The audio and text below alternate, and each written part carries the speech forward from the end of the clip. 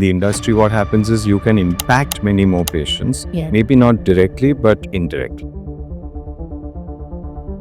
We always think of top line, bottom line. Top line is your sales, bottom line is the profit. But what is that line between the two? I put it as the line of compliance. What are the qualities that distinguish a true leader from a boss? That a leader is a person who, very simply, brings out the leadership in every one of his team members. So there is something known as culture can eat strategy for breakfast. What you believe leader should lead from the front or from the back? You're setting them up for success, that kind of thing. So that you can do well, they would appreciate that. Is there a platform existing at this point in time with any of these companies wherein something called as e-cell? So I have been through this startup kind of environment. Now the entire world is talking about AI. Any innovation, anything new which comes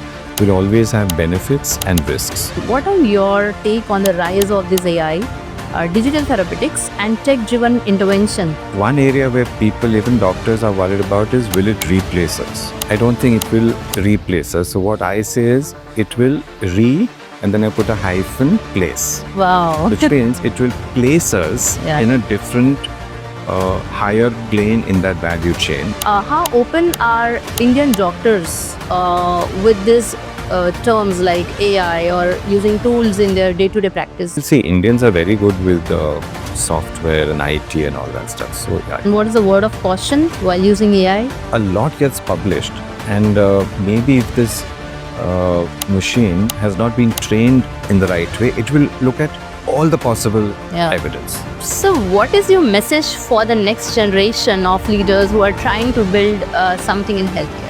First of all, why healthcare? Secondly, in healthcare, which areas? That means obviously those areas should have a significant unmet medical need. As you know, if you want sustainable, profitable growth, you have to...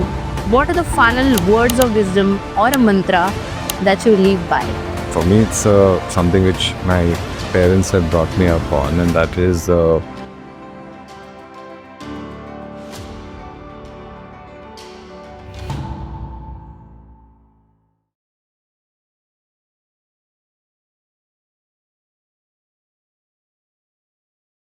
Hi everyone, welcome to the HealthSpect Show.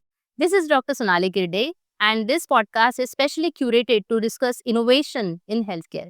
It's a great platform for all the founders, for all the investors, for all the policymakers, for doctors, for pharma leaders, and many more. So today we have a great visionary, a pharmaceutical leader who actually needs no introduction, who has worked in pharmaceutical industry for more than 25 years across various domains of health industry. And he's a respected voice and he's a respected figure in the pharma industry. I'm talking about none other than Dr. Viraj Suvarna. So what are you waiting for? Grab your coffee, stay curious, and enjoy the powerful conversation with Dr. Viraj with me. Welcome, Dr. Viraj, to our show. And I am very happy to have you here. How are you doing today? I'm fine, and I just wanted to thank you for inviting me. I believe this is the first of your podcasts, and I just wanted to say that in my case, it's rather than interview me, perhaps people should interview you, only because of your amazing career. In the sense, the usual stuff, yes, you did your MD and then joined the industry, 3 companies. But after that, what you decided to do, that I feel is something which I'm sure will inspire any others. Thank you. Thank you so much, sir, for your kind words. So you are like an inspiration to all of us, including me. I'm a huge fan of yours for various reasons. I have given a very brief introduction about you, but that is not justifiable. So I'll request you to please take us through your journey. And our audience would like to know about you as a doctor, Viraj Suvarna, and Viraj Suvarna in person. So please throw some light on this. Okay, so actually Viraj Suvarna, the person, the doctor is the same. In the sense, I don't have any difference. I know people in corporate life, they have a different face, and at home it's different. But as far as I'm concerned, there is no mask. So you get what you see. That's it. Okay. Now, regarding my career, I wanted to actually do MD in medicine. Oh, wow. Because I believe that in medicine, and I know people who do MD in medicine then go on to do DM in some subspecialty. Yeah. But I thought MD in medicine is that, holistic way of looking at a patient Yeah. and then treating rather than getting too much into these subspecialties. But then I couldn't get a seat in MD medicine. And then the next one which I could think of, which was allied, was MD pharmacology. And that's when I decided to take MD pharmacology. And then actually you have about three options.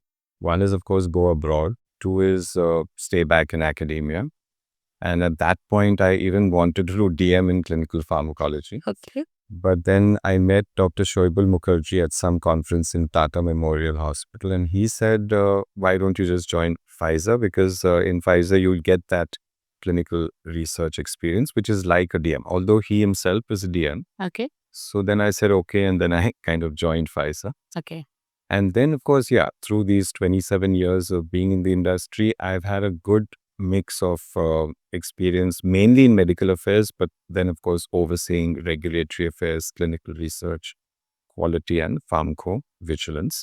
And one difference is, see, I've been a doctor also, seeing patients not only during internship, but even when I did my MD in pharmacology, in the evenings I used to sit as a GP. But Okay. here, in the industry, what happens is you can impact many more patients, Yeah. maybe not directly, but indirectly. Yes. So to an extent, that also kind of told me that what I've selected is right. Wow. And then, as I said, I love reading and mainly about medical stuff, but also a little bit about business. So that also, I mean, this career gave me that opportunity also. Oh, wow. And in this particular space, what happens is you have to interact with specialists from different areas. Yeah. So depending on the product that you have to be not just good with pharmacology, but also with clinical, not pharmacology, but medicine. Mm. And that is what I like, because in those days, when I joined the industry way back in 98, we had to do a lot of presentations to doctors. So obviously, why will these clinicians listen to a pharmacologist unless he's able to give them value, Value. and also it has to be clinically relevant. So that was the challenge, and I really liked it. Hmm. Okay, wow. So quite an inspiring journey. And what inspired you the most, an evolution that you have seen over a period of time of your huge experience or vast experience, I would say, of more than 25 years? So what is that the thing that you would like to highlight here as a part of it? So the thing that inspired me or continues to inspire me is, in what way can I help patients? Now, in these multinational companies, what happens is, as part of not just patient support programs, but compassionate use programs, you can actually help patients get a particular innovation, sometimes even before it is, marketed in your country. And that is something that really I felt I was doing something great, because although in some cases I agree, these patients also were in advanced stages of the disease, but still, whatever it is, you give them some hope. And in some cases, actually, they've lived for much longer than what they thought they would live. So Okay. that part I really liked, and I still like. In terms of the evolution, what I'm seeing is, as I said, in medical affairs in particular, we had to actually stand in front of so many doctors. And at that time, it was like many doctors would come mainly because of their relationship with the field force. They didn't know us. Yeah. But once we spoke and then we could answer their questions and all, then yes, the next time if the field force tells them that this doctor would be coming and speaking, they would actually be open to it. Open for discussion. And they would like it. It's not that because I'm from the industry, I would be biased or something. In fact, they would assess me, evaluate me. And if I'm fair, balanced, and accurate with not just the information on the product from a company perspective, but also trying to integrate it into clinical medicine, Yeah. and being very fair and balanced to competition also. So it's just trying to understand and position that product in the therapeutic armamentarium. And then we leave it to the doctors, let them decide based on that patient, which drug would that patient respond to optimally from both efficacy and safety perspective. So that way, it was great because you literally had to prepare. Every meeting, there's a lot of tension. Now, ever since that, I think it was a Gazette notification from MCI. Now I know it's called an MC. This was way back in 2009, I think December 10th. After that notification came, how industry interpreted that was that you could have these doctors, clinicians, Okay. as your advisors, consultants, speakers, or even in a research capacity. And through a legal agreement, once they are your advisors, etc., you could even pay them a fair market value honorarium for the professional service that they would render. And then the industry actually gravitated towards that, where these clinicians were then speakers, not just speakers for doctors at continuing medical education meetings, but even in advisory boards and obviously as a consultant. So then the role of medical affairs was more to prime these speakers, so one-on-one. And during the meeting, at the most, they would start the meeting, end the meeting. During the meeting, sometimes after the speaker finishes, they would be like moderators for a panel discussion. So, okay, they did have some role, but not where they had to present and take all kinds of questions from these doctors. And that I feel medical affairs is missing now. Because it's really great when these guys grill you, especially I remember in diabetes, particularly the E-zone. So some of the doctors from Calcutta, they were really, really good. I mean, they were good at even reading evidence-based ways. And kind of questions was amazing. So you learn a lot from them. And that is the only part where I think we are missing up. But obviously changes have happened even in terms of digital medical affairs. Yes. Then in Pfizer, we also had something called as external medical affairs, where medical affairs can partner with public or corporate or government affairs and literally be the medical face of the company, even with government officials, or it could be with medical or professional societies because, interacting with, say, RSSDI or any of those societies. Yeah. And the third would be even with the university, so academia. So that also was something interesting. And then, of course, other things like disease management. Now, that also was interesting where we got into a partnership with Apollo and the company. But there again, while it was all software driven, but at no point in time would the software uh, force the doctor to use the company's product. That was open to the doctor per algorithms, guidelines, etc. But it was a good way of holistically managing a particular disease. Of course, you can even get into wellness management. But these are different things that I learned besides, of course, outcomes research. Yeah. That's also interesting. And the local clinical development, where nowadays, of course, there's a lot of real world evidence being talked about. Yeah. So all these, I would say, are the changes that are happening. And of course, much more will continue to happen. Yeah. So a lot of changes and much more to continue. So that will be the message for all of us. Whenever we say that we are a doctor and working in a pharmaceutical industry, I have come across this question many a times and I have handled it in my way. But what is your way of telling people that what exactly a doctor is doing in pharma company and what are the various roles that we can do while working in pharmaceutical companies and some tips for our medicos who can get inspired to become to have their journey or start their career in pharmacs. So see, naturally, society will wonder, I mean, if you're a doctor, then you need to be treating patients. Yeah. And obviously, if you're in these clinical lines, then definitely. But nowadays, as you know, even doctors from clinical lines, they also are joining the industry. Yeah. And the industry actually, in some cases, prefers that because naturally, then what happens is this person is very good from a clinical perspective in that specialty, subspecialty. And plus, then they have to obviously learn from a pharmacology perspective as well. While a pharmacology postgraduate is good in terms of being a generalist. So actually you can work across therapeutic areas. Only thing is that clinical bent of mind. So that's why I said it's not that you have to do DM clinical pharmacology every time, but you have to want to be a clinical person also. You can't be only from a pharmacology. Okay. Now in my case, as I mentioned earlier also, see if I continued in just treating patients. I would be able to treat only those patients who come to me in my clinic. Yes. Here, I had that opportunity of impacting many more patients. So that always gives you some satisfaction. And besides that, doctors, it's not only medical affairs. No? Doctors can work in clinical research, in pharmacovigilance as a safety physician. In quality also, there could be doctors. So at all, even in regulatory affairs, why not? Because ideally, as a medical director, so definitely you need to know at least 3 of the 5 functions very well. So there are lots of areas in which you can, and see if you're really, really good, then you can even go abroad. You can be a part of even discovery and development line art. Yeah. Your pharmacology background can help you there.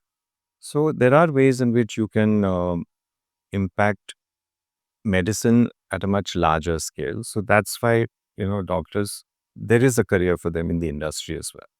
Great insight, sir. And for our audience, especially who are aspiring to become pharmacologist or pursuing their MD in pharmacology, guys, this is the place for you. And there are many opportunities. This is how you are gathering experience and expertise by working in various companies and by working in various domains of pharma industry.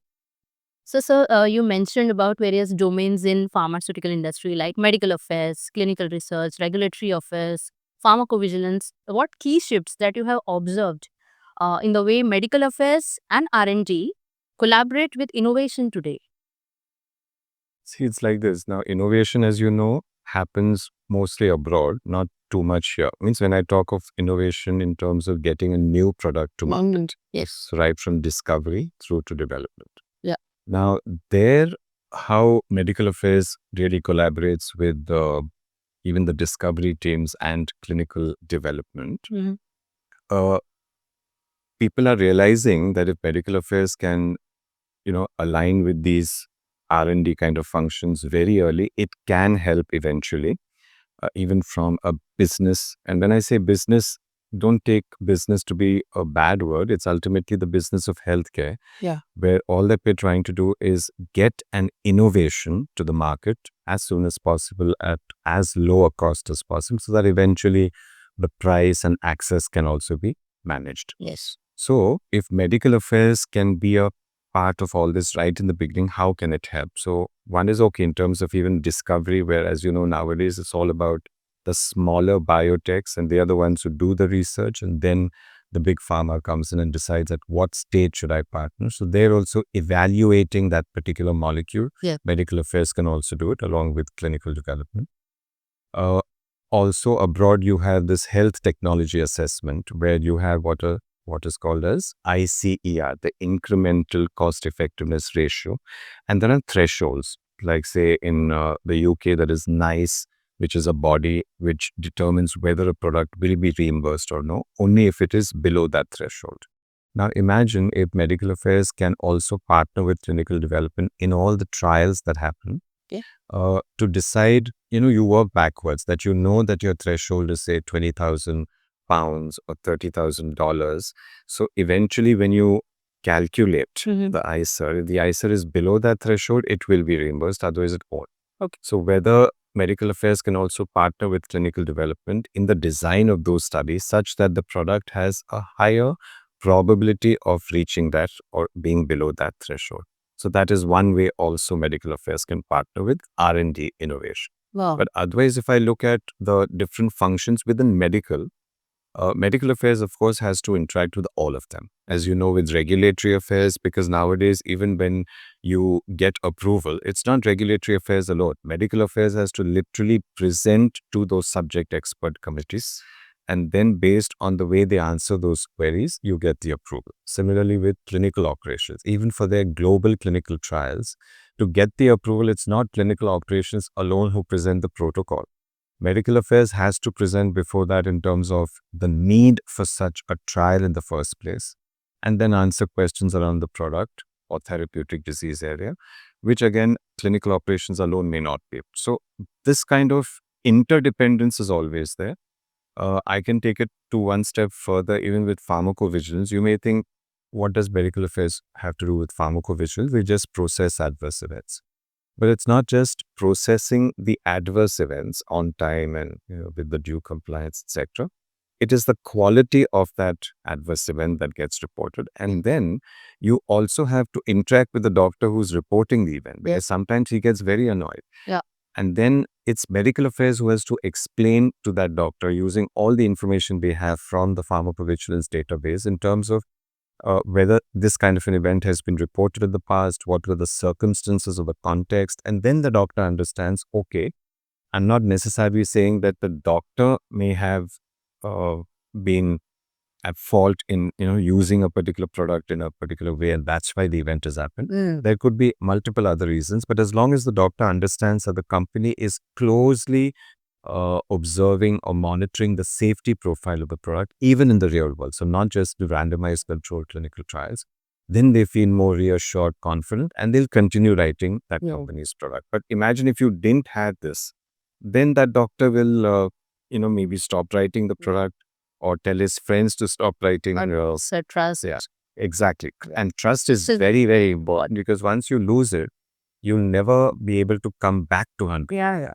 So that's why it's important. So medical affairs actually has a very, very important role to play in all the functions within the medical department. So even with quality, now there also you'll wonder what really can medical affairs do. But how I see it is, even this CAPA, corrective and preventative action, is something which ideally, it's not only those other four functions in medical who should do it. Medical affairs should do it, and then marketing, sales, everyone. Yeah. So the whole company then becomes Responsible, accountable. and that really helps, because we always think of top line, bottom line. Top line is your sales, bottom line is the profit. But what is that line between the two? I put it as the line of compliance. Wow. So it's like, I call it ECG.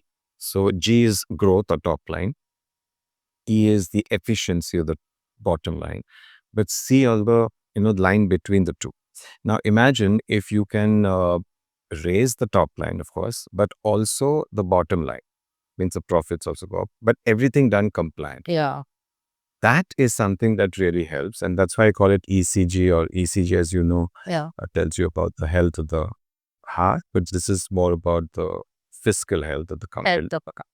But this is again where medical affairs, being the compliance as far as healthcare is concerned, that can definitely help. And so actually, if you ask me, medical affairs interacts with almost every function of the company, even beyond medical, beyond marketing, sales, and training, etc. It's also with business development, with legal and compliance, corporate affairs, HR, manufacturing, supply chain, distribution. I mean, everywhere medical affairs. So it's like a central function which then interacts with all the others. Wow. And what will be the quick tip for medicos who want to build a successful career in medical affairs? What are the skill sets that are required? The first and most important is obviously the knowledge part. Yeah. So you have to realize The basic. Yeah. It's not that I've done MD in pharmacology, now I don't need to study any longer. No, you need to, but now you need to really get in depth, because only when you understand, and as you said, basics are important. So don't only do, a review of the internet and, just trying to find out what is new. The basics, the foundation is extremely important, because see, it's not only understanding, it's your ability to then communicate, and at two levels or maybe three levels. One is at field force. They are not medically qualified, but yet you have to train them in a way that they understand the product, but also understand how to communicate, how to apply that learning when they communicate with doctors. It's not easy at all, because the doctor obviously knows much more than the rep. So how do we do that? And most that too in a very short span, given all the time. correct. Yeah, Sometimes 30 seconds, 1 minute. Yeah. So if you can actually in the beginning itself attract the attention of the doctor, he may give you more time. Yeah. Otherwise, he will treat you as any other rep. So how do you differentiate yourself? So how I look at it is, you're a medical representative. So can you not represent what medical stands for in that clinic? So if you do that, then the doctor sees you as a different person who's no longer just wanting the doctor to write a particular product. You're trying to, first of all, understand the doctor. What are his needs? What are his pain points? And can you help in that? And then, of course, talk about the evidence in a way that if it is clinically relevant, what is that for me as a doctor and for my patient? then maybe I will look at your product. And that too, it's not as if my product is the best and things. So what is important? Correct. So what is important is, one is that knowledge and how exactly are you able to help people, and not just the field force marketing. And then you're talking to doctors themselves. So they're actually, these doctors are DMs and you're an MB, and yet you have to, that's another challenge. So one is of course the knowledge part. Two is in terms of, your skills, in terms of being very good with the right attitude, behavior, interpersonal skills, growth mindset. And when I say high performing organization mindset, what I mean is, see, typically in any company, there are cross functional teams, but ultimately working for one common outcome. Yes. It should not be that I'm medical and I say I have done my bit, but she's from marketing, she has to do her bit. You have to ensure ultimately that the outcome is achieved. So high performing organization mindset is where if this person is not doing whatever he or she has to do, you have to work with that person and ensure that that person also delivers. It can't be that I have done my bit and now you blame somebody else. No. So this, I call it the Y axis, because X axis is your core job and results, the foundation of consistent performance. But on that you build, and how you move up in life is the Y axis. All these qualities. So these are extremely important. And also this judgment or decision making as to what is right, what is not right. So that you have to be very clear about, the black and white. But in between is the gray. So that is where you have to really use your judgment and to some extent an acumen, not the clinical acumen that you use with patients, to be able to decide where you need to then take help from your seniors who are more experienced, where you need to go back to your SOPs, etc. Because see, we need to be able to communicate even to our marketing and sales colleagues what is an absolute no-no, and where, even if it's gray, but then it's like there is a boundary. It's like, a tennis court and there are lines for singles and doubles. So sometimes that line is allowed, sometimes you can't go beyond. So all that I'm saying is, you can go up to the edges of that, but don't go beyond. So don't break compliance, but at the same time, don't be so risk averse that no, this just cannot be done. Because that even the marketing person knows, salesperson knows, but yet he's asking you for help. So as I was saying about black, white and gray, one interesting aspect is people generally say black and white, but they don't realize that when black and white, then you get gray. It's actually black or white. Which is black or white, it's very clear, but when you merge the two, then it becomes gray. And in pharmaceutical companies, there are times when medical affairs has to literally walk, like with a tightrope. So it's with a balance in their hand, and they're literally walking on a very thin dividing line. But they have to have that balance, because they have to, first of all, make marketing sales understand what we clearly cannot do. But in some cases, you may want to make a little bit of adjustments so that you can still be within the compliance boundary and you can still achieve, whatever. So that is again something where you need that flexibility, adaptability, and one can't just, because otherwise, just think about it. An AI kind of robot also can decide what is and what is not. But here it is that human being with the years of experience and expertise who's able to provide that solution, but which is compliant. That is very important. So that is a very important attribute for a medical affairs profession. Wow. So detailed description of how to have a successful career in medical affairs. So dear viewers who are into medical affairs, I think I would like to summarize what Dr. Viraj has just shared with us. One is, you need to be a great team player. Second, decision-making capacity or skills that will develop over a period of time, but one should work for that. The third one is the subject matter expertise, that is like the given or the basic expected from a medico. The next is how you can translate your knowledge and how you can make it simplified for your colleagues, your sales colleagues. The next thing what Dr. Viraj has beautifully shared with us is how to remain compliant all the time. So compliance becomes your center point, and you cannot and should not compromise with compliance while working in pharma industry. I think these are amazing points that has just described and shared with us. So We all should remember that.